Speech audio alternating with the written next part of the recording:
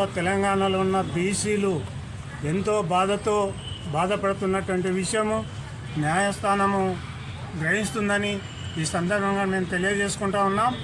మరి బీసీల సంఖ్య 56-60% ఉన్నప్పటికీ కూడా 42% మరి రిజర్వేషన్లు ప్రభుత్వం కల్పిస్తే మరి అవి గవర్నర్ నుంచి రాష్ట్రపతికి పోయి అక్కడ ఆగిపోవడం చాలా దురదృష్టకరం. మరి దీనికి కేంద్ర ప్రభుత్వం మరి చర్య తీసుకొని ఎంబడే ఈ జీవోను సుప్రీంకోర్టు ద్వారా అయినా సరే దీని మీద స్టే ఇచ్చి యథావిధిగా 42% రిజర్వేషన్ అమలు చేసినట్టయితే విద్యాపరంగా, ఉద్యోగపరంగా, ఆరోగ్యపరంగా, మళ్ళీ రాజకీయ పరంగా కూడా బీసీలకు ఒక అవకాశాన్ని కల్పించినట్టు ప్రభుత్వానికి మంచి పేరు వస్తుందని కూడా ఈ సందర్భంగా తెలియజేస్తున్నా. కొన్ని రాజకీయ పార్టీలు కాంగ్రెస్ పార్టీ ఇచ్చింది మేము ఎందుకు చేయాలన్న ఆలోచన పక్కకు పెట్టి మరి కేంద్ర ప్రభుత్వము పెద్ద మనసు చేసుకొని బీసీల పైన మీరు కనికరించి ఈ యొక్క జీవోను అమలు చేసినట్టయితే బీసీలు కూడా రాష్ట్ర కేంద్ర ప్రభుత్వానికి రుణపడి ఉంటారని కూడా నేను ఈ సందర్భంగా తెలియజేస్తా ఉన్నా. ఇలా బీసీలు అంటే ఆషామాష కాదు. మరి ఇన్నేళ్ల నుంచి అందరికి అవకాశాలు ఇచ్చిన మీ చేతి కింద పనిచేస్తూ మిమ్మల్ని గద్దెలెక్కించిన చరిత్ర ఈ బీసీలదే అన్న సంగతి మర్చిపోయి రాజకీయ లబ్ధి కోసం బీసీలను వాడుకోవద్దని కూడా మేము ఈ సందర్భంగా తెలియజేస్తూ ఉన్నాము. ఆర్ కృష్ణయ్య గారు జాతీయ అధ్యక్షుడు, రాజ్యసభ సభ్యుడు ఆదేశాల మేరకు మరి సంగారెడ్డి జిల్లా కేంద్రమైన సంగారెడ్డిలో ఈ ర్యాలీ కార్యక్రమం ఏర్పాటు చేయడం జరిగింది. ఇవాళ ప్రభుత్వాలు ఆలోచించవలసిన అవసరం బీసీలకు ఇవ్వవలసిన రిజర్వేషన్లు ఇవ్వాలని కోర్టులో అడ్డమేసి బీసీలకు నష్టం జరిగే విధంగా చేసే వాళ్లకు మరి బీసీలే బుద్ధి చెప్తారని కూడా ఈ సందర్భంగా తెలియజేస్తా ఉన్నాం. అగ్రకులాలలో కూడా బీసీలకు సపోర్ట్ చేసే వాళ్ళు చాలామంది ఉన్నారు. కానీ కొంతమంది చీడ పురుగులు తలిగి మరి కోర్టుకు పోవాల్సిన అవసరము మీకు ఎందుకు వచ్చిందని కూడా నేను ఈ సందర్భంగా తెలియజేస్తా ఉన్నా.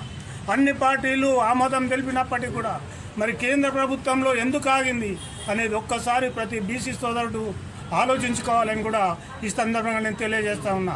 అదేవిధంగా మరి బీసీలకు ఏదైతే రిజర్వేషన్ ఇచ్చింది అమలు చేస్తే కేంద్ర ప్రభుత్వానికి కూడా మంచి పేరు ఉంటుందని ఈ సందర్భంగా తెలియజేస్తున్నా. బీసీలతోటి పెట్టుకొని బీసీలను అలగదొక్కాలంటే మీరే అణిగిపోతారు తప్ప బీసీలు పైకి లేస్తూనే ఉంటారు. ఇప్పటిదాకా బీసీలో ఒక ఐక్యత అనేది పట్టించుకోకలేరు. ఇప్పుడు ప్రతి బీసీ బిడ్డ కూడా మా జనాభా ప్రతిపాదిక పైన మాకు అన్ని హక్కులు కావాలని అందరూ కూడా భావిస్తూ ఉన్నారు. అందుకే దయచేసి కేంద్ర రాష్ట్ర ప్రభుత్వాలకు విజ్ఞప్తి చేస్తూ ఉన్నాము.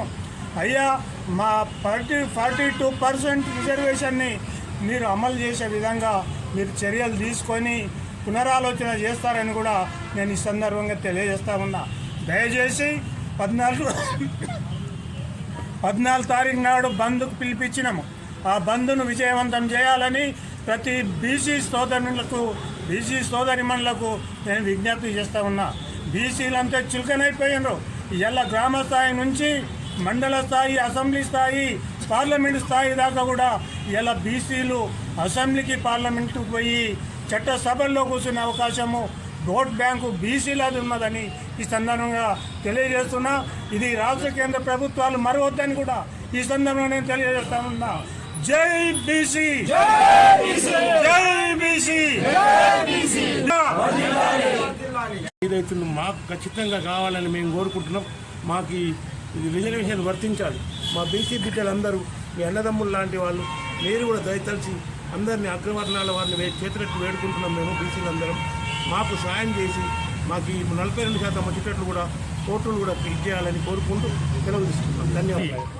బీసీ సంఘం జిల్లా స్థాయి, రాష్ట్ర స్థాయి నుంచి వచ్చినటువంటి మన వర్కింగ్ ప్రెసిడెంట్ ప్రభుగౌడ్ గారు, అట్లాగే జిల్లా అధ్యక్షులు మల్లికార్జున్ పాటిల్, అట్లాగే బీసీ నాయకులు మన సాయిల్ గారు, మహిళా అధ్యక్షులు మంగమ్మ గారు, అట్లాగే మరి రాష్ట్ర ప్రభుత్వము బీసీలను మరి ఎదిగేలా ఒక జీవో నంబర్ 9ను స్థానిక సంస్థలకు అనుకూలంగా ఉన్నటువంటి జీవో నంబర్ 9ను తీసుకొని మరి అసెంబ్లీలో పెట్టి అఖిల పక్షాలు అందరినీ కూడా కలుపుకొని ఆ జీవోను గవర్నర్కి పంపినట్లయితే అక్కడ పంపించిన తర్వాత కూడా మరి గవర్నర్ యాక్సెప్ట్ చేయలేదు.